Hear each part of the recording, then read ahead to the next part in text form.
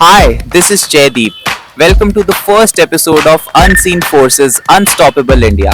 और आज हम आए हैं दिल्ली में, the food capital of India, trying to find दो स्टोरीज जो शार्क टैंक या बड़ी बड़ी वीसीज तक पहुंचे ही ना। स्टोरीज जो कि कभी बिजनेस एम्पायर या फिर एक यूनिकॉर्न बनने के लिए स्टार्ट ही नहीं हुई थी, बल्कि सिर्फ एक घर चलाने के लिए शुरू हुई।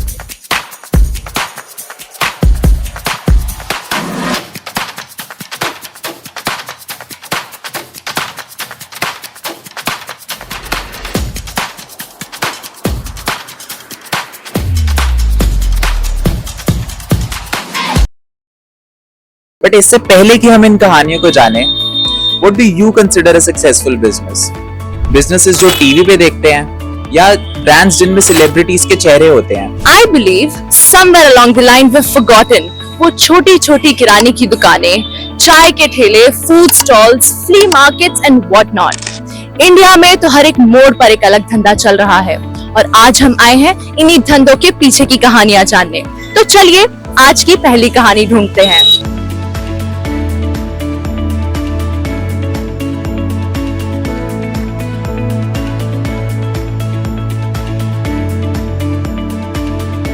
हमें हमारी आज की पहली कहानी मिल ही गई। आज हम हैं अंबरसरी अमृतसरी कुलचा और हमारे साथ हैं मनप्रीत जी। ये स्टोरी होने वाली है बहुत इंटरेस्टिंग, क्योंकि सर हमने आपके स्टोर के बारे में बहुत सुना है। हमें पता है आपने कैसे एक छोटी सी दुकान से इतना एक्सपैंड किया, कितनी प्रॉब्लम्स आई, हमें वो सब जानने में बहुत इंटरेस्ट है। तो मनप्रीत जी बताइए, आपने कैसे ये बिजनेस स्टार्ट किया? सत श्री अकाल जी, सबनों सत श्री अकाल। मेरा नाम मनप्रीत। एक्चुअली मैं अमृतसरी कुलचे की लाइन में तो हम बाद में आए। पहले मैंने अपना बिजनेस स्टार्ट किया था 2013 से। रजौरी गार्डन में हमने छोले भटूरे से बिजनेस स्टार्ट किया था। तो वहाँ पे due to man power issue और ड्यू टू इतना रिस्पांस नहीं आया, तो वो 6-8 महीने हमने चला के उसको हमें क्लोज करना पड़ा। उसके बाद हम मूव फॉरवर्ड हो गए NSPB, नेताजी सुभाष पैलेस पीतमपुरा में। वहाँ पे भी हमने खाने पीने का छोले भटूरे ये सब काम खोला। तो वहाँ पे भी हमने 8-9-10 महीने चलाया, बट वहाँ पर भी नहीं हमें रिस्पांस मिला। तो फिर मैंने थोड़ा सा 1 साल का ब्रेक लेके फिर मैंने 2016 के अराउंड मैंने जॉब ज्वाइन करी एज ए लिवाइस में स्टोर मैनेजर था। वहाँ पर मैंने 2 साल काम किया, बट मेरे को अंदर से लगता था कि नहीं, मुझे मतलब एक जोश था कि नहीं, मुझे अपना काम करना है, मैं एक बार फिर ट्राई करूँ। तो फिर हमने अपना ये अमृतसरी कुलचे का आउटलेट खोला, फर्स्ट रोहिणी सेक्टर 3 में। तो वहाँ पे आउटलेट हमने ऑलमोस्ट अभी 4-5 साल चलाया। फिर जब 3 साल वहाँ पे आउटलेट चलाया 2020-21 में, तो 21 में हमने यहाँ पे जेल रोड पे एक और नया आउटलेट खोला, सेकंड आउटलेट भी। वहाँ पे हमें रिस्पांस आ रहा था, हमारी चीज भी अच्छी थी। We are serving proper authentic Amritsari kulcha. तो 2021 में फिर हमने जेल रोड पे एक आउटलेट खोला, जहाँ पे आप हमसे बैठ के बात कर रहे हैं। तो वहाँ पे हमारे 8 से 10 बंदों की सिटिंग थी, जो हमारा जो जेल रोड वाला आउटलेट था। तो यहाँ पे भी हमें अच्छा रिस्पांस मिला। आफ्टर 2 इयर्स यहाँ पे फिर हमने अभी इसी साल मार्च में ये आउटलेट एक्सटेंड कर दिया। पहले जो हमारा आउटलेट था वो छोटा आउटलेट था, उसके अंदर 8 से 10 बंदों की सिटिंग थी। बट अब हम जहाँ पे हम हमसे बैठ के बात कर रहे हो, वहाँ पे हमारी 35 to 40% के अराउंड सिटिंग है हमारी। पहले हमारे पास कुलचे लिमिटेड होते थे, आलू प्याज कुलचा, MX कुलचा होता था। अभी वहाँ पर 9 से 10 तरह के कुलचे हैं। सब सीजन आ गया विंटर का, तो मक्की की रोटी, सरसों का साग भी मिल जाएगा आपको, गुलाब जामुन भी मिल जाएंगे, ड्रिंक्स में लस्सी मिल जाएगी, चाय मिल जाएगी। तो ये जर्नी काफी स्ट्रगल वाली थी। पहले एक जगह खोला, वो वहां से हम बंद हो गए, फिर दूसरी जगह खोला, वहां से बंद हो गए। फिर मैं जॉब पे चला गया, बट मेरे को अंदर था कि मुझे कुछ करना है। तो फिर तब हमने रोहिणी में 4-5 साल हमारा आउटलेट चला। जब हमने इसको एक्सटेंड किया दिस ईयर, तो हमने वो आउटलेट बंद कर दिया, रोहिणी वाला, क्योंकि यहाँ पे मेरे को ज्यादा अच्छा रिस्पांस मिल रहा था। क्योंकि वहाँ को यहाँ पे थोड़ा क्लाइंटल में भी फर्क है थोड़ा सा, तो यहाँ पे हमें अच्छा रिस्पांस मिला। हम 8 से 10 बंदों सिटिंग की जगह हम we are extended up to 35 to 40 sittings. That is very amazing to hear. And as we all know, आजकल जॉब्स की, एम्प्लॉयमेंट की कितनी ज्यादा जरूरत है to the youth and to everybody. And Manpreet ji here for his own dream left his job from Levi's to start his own dream, his dream of opening an Amritsari kulcha store where he is flourishing his business. Sir, हम सबको पता है कि job छोड़कर अपना खुद का business start करना कितना मुश्किल होता है। तो वो आपकी फैमिली और आपने और फाइनेंशियली आपने कैसे वो डिसीजन लिया कि आपने ये चूज किया? जब मैंने बिजनेस भी स्टार्ट किया था तो मेरी फैमिली इसमें एग्री नहीं थी, नहीं जॉब ही ठीक है, जॉब ही करो, जॉब में फिक्स इनकम आती है, ये आता है वो आता है। अपना काम में और जॉब में ये फर्क है कि आप जॉब करते हो तो आपको फिक्स इनकम आती है, ठीक है, बट अपने काम में ये आता है आप जितना काम, अगर आप उतना मेहनत अपने जॉब में कर रहे हो, उतना मेहनत अगर आप अपने बिजनेस में करोगे, मन लगा के करोगे, तो वो आपको ज्यादा ही आपको देगा काम। बट वही आपको सिंसियरिटी चाहिए, ऐसा नहीं कि जॉब में मैं सिंसियर हूँ तो आज मेरा अपना बिजनेस है तो मैं उसमें सिंसियर नहीं हूँ, या मैं अपनी मर्जी से आ रहा हूँ, अपनी मर्जी से जा रहा हूँ, ऐसा नहीं चलता। अपने काम में बल्कि ज्यादा सिंसियरिटी आपको देनी पड़ती है, जॉब से ज्यादा मेहनत है अपने काम। So as we all know that sincerity is the key to every dream that you want to pursue. Here, Manpreet ji took his dream in his own hands, where he worked for his own dream, built his own dream with his own hands. Even when the society was against him, his family was not very supportive of the dream, and that is what Barta India Dekho is all about. The entrepreneurship and the skills that it requires takes all ahead in your journey. Now, Manpreet ji, अब finally at this point in your life, आपको अपने business के बारे में कितनी satisfaction है कि ये डिसीजन कितना सही था, कितना गलत था? ये डिसीजन जो मेरा अमृतसरी कुलचे का स्टार्ट करने का था, ये डिसीजन मेरा अब मुझे लगता है कि बहुत अच्छा डिसीजन था। पहले रोहिणी में 2-3 साल हमने काफी स्ट्रगल किया, ऐसा नहीं कि फ्रॉम वेरी फर्स्ट मंथ से हमें कोई इनकम आनी शुरू हो गई। बहुत इश्यूज आते हैं अपने बिजनेस में भी, मैन पावर इश्यूज आते हैं, बहुत लीगल इश्यूज आते हैं, काफी तरीके के आते हैं इश्यूज। बट फिर कोविड आ गया, जैसे 2020 में कोविड आ गया, 2018 में हमने वो खोला, फिर कोविड आ गया एकदम से, तो उसके भी बहुत चैलेंजेस आए, हमने बहुत लॉस किया। But we have to take patience से काम करना पड़ता है, थोड़ा सोच समझ के। थोड़ा जब कोविड आ गया तो हमने अपने खर्चे कंट्रोल करे, अपने एक्सपेंसेस कंट्रोल करे, कहीं से हमने कुछ उठा के क्या एडजस्ट किया, कहीं से क्या एडजस्ट किया, तो ये सब चीजें फेस करनी पड़ती है अपने बिजनेस में। Now comes the question that we were all waiting for, the challenges in this industry. Talking about the food industry, Manpreet ji, food industry में आपको कितने challenges आपको face करने पड़े और आपके क्या-क्या lessons थे, उनसे आप क्या guidance देना चाहेंगे जो आपने सीखा है? फूड इंडस्ट्री में चैलेंजेस ये आते हैं, सबसे पहले तो मैन पावर का इशू आता है जरूर। मैन पावर कभी अवेलेबल होती है, कभी नहीं होती, तो हमें टोटली मैन पावर पे डिपेंड नहीं रहना चाहिए। हमें कुछ चीजें खुद भी आनी चाहिए, ताकि अगर आज हमारे पास मैन पावर नहीं है या हमारे पास स्टाफ कम है या किसी को इमरजेंसी हो गई, कोई इमरजेंसी में होम टाउन चला गया, तो हमें वो चीज अपने खुद हाथों से करनी आनी चाहिए। हमें टोटली मैन पावर पे डिपेंड नहीं रहना चाहिए। अगर आप टोटली मैन पावर पे डिपेंड रहोगे तो वो कहीं ना कहीं चीज आपके बिजनेस में आपको अफेक्ट करेंगी। Okay, now let's talk about dreams. Manpreet जी, आपने कब सोचा था that you will be opening a store like this? क्या आपके मन में हमेशा से था कि आपको ये स्टोर खोलना है, या फिर कोई और रास्ता बना और आपने सोचा कि ये आपकी लाइन है जो आपको चूज करनी है? मेरे को स्टार्टिंग से खाने पीने का शौक था कि मैं करूँ काम। जैसे मैंने आपको बताया कि पहले छोले भटूरे का जोरी गार्डन में खोला, वो बंद हो गया, फिर NSP में खोला, वो बंद हो गया, फिर मैंने ब्रेक लिया, जॉब पे चला गया। उसके बाद मैंने सोचा था नहीं कि मुझे करना है। फिर मैंने हमने रोहिणी में खोला आउटलेट, फिर जेल रोड पे खोला, फिर ये एक्सटेंड किया। बस ये कंटिन्यू सपोर्ट हमारे जो कस्टमर्स हैं, हमारे जो क्लाइंट है, उससे हमें मिलता रहा। और सबसे बड़ी बात ये है कि we are serving authentic Amritsari kulcha. मैं मतलब मेरे मुंह से शायद ये अच्छा लगे बोलता हुआ, कस्टमर्स बोले कि पता नहीं आप जैसे आपको लगे, but we are serving best Amritsari kulcha in Delhi.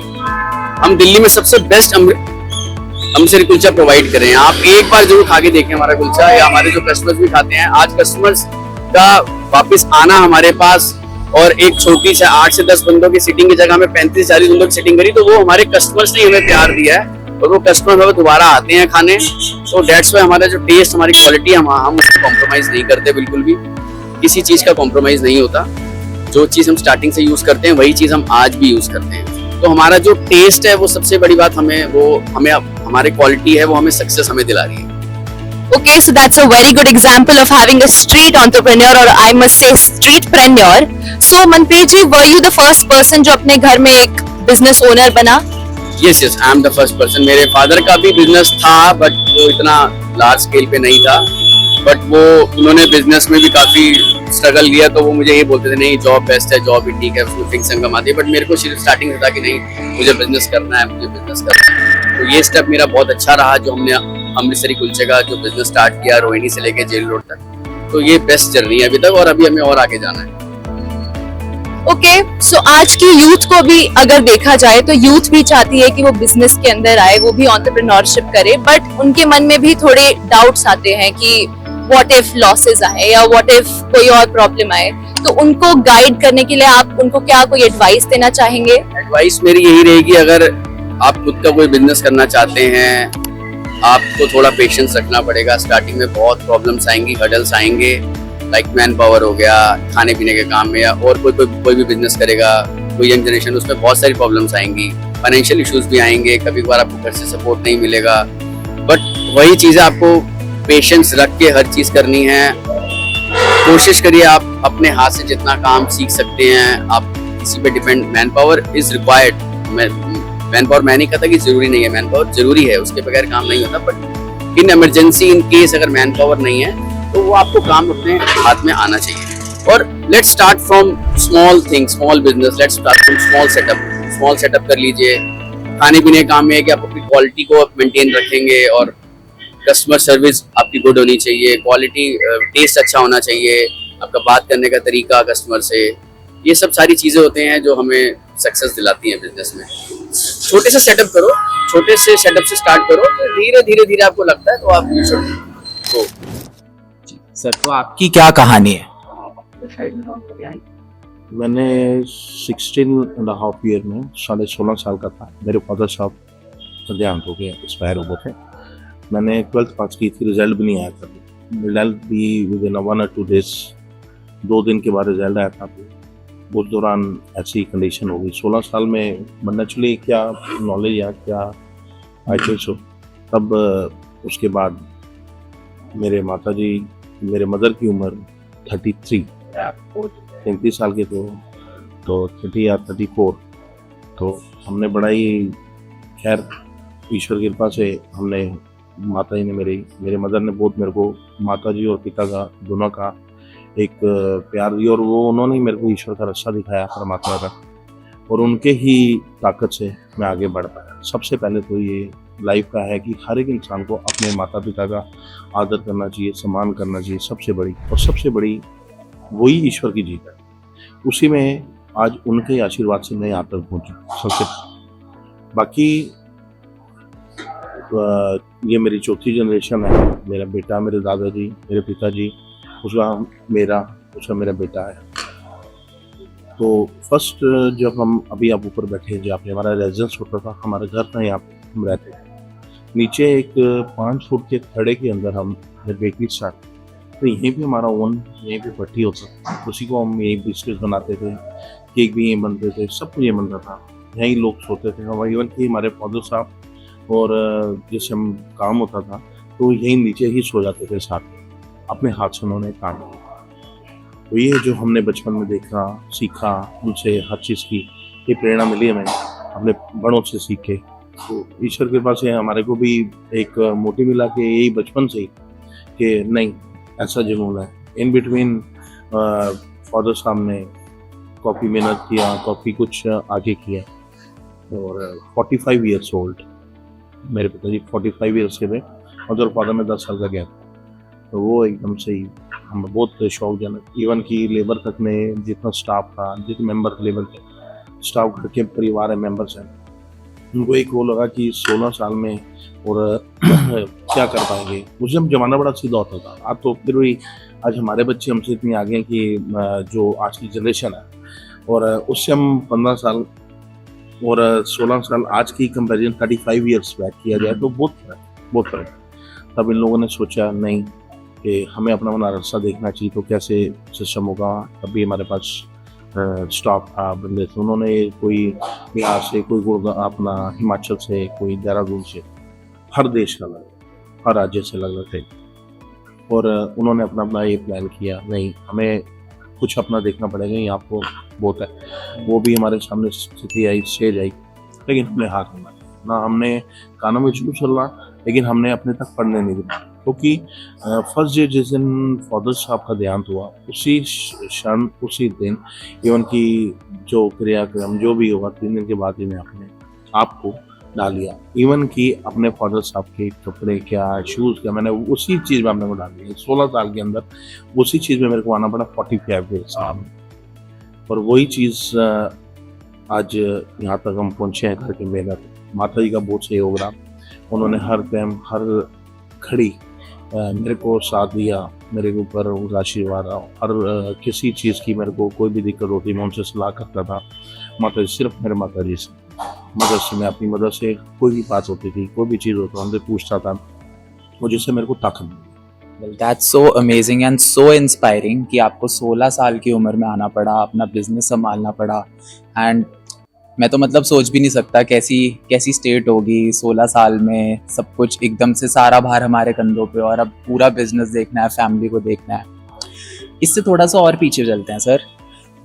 आप थोड़ा सा ऐसे बता सकते हैं कि व्हाट वाज द इंस्पिरेशन आपके दादाजी की जिन्होंने ये शुरू किया? How did he start bakery? उनको कोई इंटरेस्ट था या इट इज ऑल जनरेशनल, उनको भी पहले से? रावलपिंडी से आए थे तो खाने का काम था उस जमाने में, जो मैंने सुना, जो मेरे को बताया, सब्जियों का, फलों का, और वो ठेकेदार थे। और जब यहाँ पे आए थे तो हमने मोहन घी के नाम से शुरुआत की। मोहन घी शुरुआत की, तब यहाँ पे भी मोहन घी वाले थे, एक्चुअली उनका भी था। तो हमने ये सोच के नहीं किया, उन्होंने अपने बेटे के नाम से किया, ये नहीं सोचा ये मोहन घी उस जमाने में। तब फिर उन्होंने हमारे पास एक तरह से उस जमाने में और आज के ज़माने के अंदर लोग बड़े एक दूसरे से प्यार, प्रेम, मोहब्बत और बड़ा ऐसे मतलब करते जो आज के टाइम के होता है। तब उन्होंने फैमिली, उनकी फैमिली, उनका परिवार, ये नहीं कि 4 बंदे आए, 4 वो आए, उनकी परिवार के, उनकी जो मैंने सुना है बड़ों से, उनकी वाइफ, उनकी दादी और उनके दादाजी हमारा ऑलरेडी इस ब्रांड से, इस नाम से, तो हमें सीखा। और कॉफ़ी आगे हमारा वो काम भी बहुत अच्छा, क्योंकि पुराने से सारे मेहनत करने वाले थे। आज के टाइम पे तो फिर वो होता है, लेकिन वो अपने हाथ से। लेकिन उसी विद इन 2 days जो मैंने बड़ा सुना, जो हमारा उस टाइम का व्यापार मतलब विद इन 1 साल के अंदर इतना गेन हमने घी में कर लिया था, इतना ज़्यादा कि यहाँ के एरिए के और मेरे हिसाब से आसपास कॉफ़ी छा गया था कि, लेकिन 2 दिन के अंदर बड़ों ने इस बात को सुन के सारा माइंड करके, और जो सामान था, जो भी था, वो सारा उनको ही दे दिया। और उसके बाद थोड़ा सा खाने का जब था तो एक दिमाग में था, उस ज़माने में हमारे दादाजी के कज़न का वहाँ पे बेकरी वो देखते होते थे बैठ के, सुबह वहाँ बैठ के 3 बजे काम शुरू है, नाइट काम शुरू हो रहा है। हाँ, कोई ऐसा नहीं था कि कोई हिंदू है, कोई मुसलमान है, उस जमाने में सारा एक था। तो वो देखते होते थे बैठ के और उनके साथ शेयर करते थे, बनाते थे। लेबर तो होती नहीं, खुद ही लोग करते थे, तो उनको उस चीज़ की नॉलेज थी। तब यहाँ पे उन्होंने उस टाइम वहाँ पे पाके जो सीखा, वहाँ पे जो उन्होंने देखा, ये ऐसे बंद बनते होते थे, रोटियाँ जिसको कहते हैं, पापे रस बनते थे, और केक लाइक वो बनते थे इस तरीके से कि वो उनको उसका नॉलेज थी। तब हमारे दादाजी ने इसको शुरुआत की कि भाई इस तरीके से यहाँ पे भी उस टाइम में एक तरह से पूरा ही समझो कि जंगल एक वो, और जो वहाँ से है तो उनको थोड़ा सा इस चीज़ का नॉलेज था। वो करते करते खुद ही उन्होंने किया, साथ बच्चों को लगाया हुए, और धीरे धीरे करते करते करते जैसे काम को किया, तो इस तरीके से हम इस चीज़ के अंदर आए। हमारे साथ हैं जसमीत जी, who is the founder and creator of My Shawarmas. It is so good to see you, sir. So good to see all the good reviews that we have heard about you. The ultimate streetpreneur that we can all learn from. Sir, अपनी journey के बारे में थोड़ा सा बताइए कि आप यहाँ तक कैसे पहुँचे आज? मैंने एक्चुअली क्या था कि यहाँ पे जब आते आते मेरे को बहुत साल लग गए हैं। मैंने 2015 में स्टार्टअप किया था एज अ इवेंट मैनेजमेंट में, एंड मैंने इवेंट मैनेजमेंट किया। देन आई स्टार्टेड कि कुछ होटल लाइन में जाने के लिए HM किया। 2016 में मैंने अपना HM कंप्लीट किया था, एंड आई स्टार्टेड कि मेरे को अब अपना कुछ नया कॉन्सेप्ट करना चाहिए। तो मैंने अपना एक रेस्टोरेंट खोला था जो कि 3 फ्लोर का था, जिसमें बैंक्वेट भी इंक्लूडेड था इन ईस्ट दिल्ली। एंड उसमें क्या हुआ कि वो मेरा 2017 में मैंने स्टार्ट करा, और 2019 कोविड में मेरे को वो बंद करना पड़ गया ड्यू टू कोविड के कारण। कुछ सरकमस्टांस भी रहे, कुछ इश्यूज भी रहे फैमिलीज के साथ, हर चीज़ के साथ बहुत सारी चीज़ें हुई मेरे साथ उसमें। और वो ख़त्म होने के बाद जैसे कोविड में बंद हुआ एंड मैंने उसके बाद दोबारा से लिया कि चलो ठीक है दोबारा कुछ करेंगे। मैंने फिर स्टार्टिंग फिर से करी, फिर एक टेक अवे काउंटर खोला और काउंटर खोल के मैंने वो पार्टनरशिप में करा था। कुछ पार्टनरशिप में इंडिविजुअल्स हमारे राइट वो नहीं मिले आपस में, तो हम लोगों ने फिर वो वाइंड अप कर दिया उस सेटअप को भी। देन आई स्टार्टेड किया ठीक है अब उस टाइम पे कुछ ना कुछ तो अब नया करना है, क्या करें। देन आई स्टार्टेड कि ठीक है अब जॉब ही करूंगा अपनी मैं। देन आई स्टार्टेड कि मैं एज अ शेफ अपनी जॉब कंटिन्यू करने लग गया। एंड दैट टाइम वाज 2020 और 21 नियर बाय। 20 में मैंने अपना वो करा, जॉब शुरू करी as a chef in Themis Barbecue House. Karnal, Panipat, Rohtak मैंने हर जगह पे काम करा और वहाँ पे काम करते करते मेरे को लगभग 2021 में मैंने वहाँ से लेफ्ट करा। मैं वहाँ पे 2-3 साल अपने वहाँ दिए उनको। एंड 21 में मैंने 20 में मैंने वहाँ से लेफ्ट करा। एंड 20 में मैंने यहाँ पे आके अपना एक फ्रोजन फैक्ट्री में एज अ लग गया कि यहाँ पे कुछ मसालों की नॉलेज लेनी थी और प्रिजर्वेटिव्स जो ये बनते हैं, फूड्स बनते हैं, उनकी नॉलेज लेनी थी। फ्रोजन फूड्स में जाना था तो उसमें चला गया मैं। और उसके बाद रिसेंट क्या हुआ कि मेरा जॉब चल ही रही थी तो ड्यू टू सम रीजंस मेरी मैरिज हो गई। तो जब हमारी मैरिज हो गई तो मेरी मैरिज के बाद मेरे को वाइफ ने कहा कि ठीक है कुछ अब अपना करते हैं। देन आई स्टार्टेड कि नहीं यार अभी जॉब चल रही है, जॉब अच्छी चल रही है, जॉब चलने देते हैं। इन्होंने कहा नहीं अपना करेंगे, कब तक जॉब करनी है। ठीक है आई स्टार्टेड कि ठीक है चलो करना तो है कुछ ना कुछ तो लाइफ में।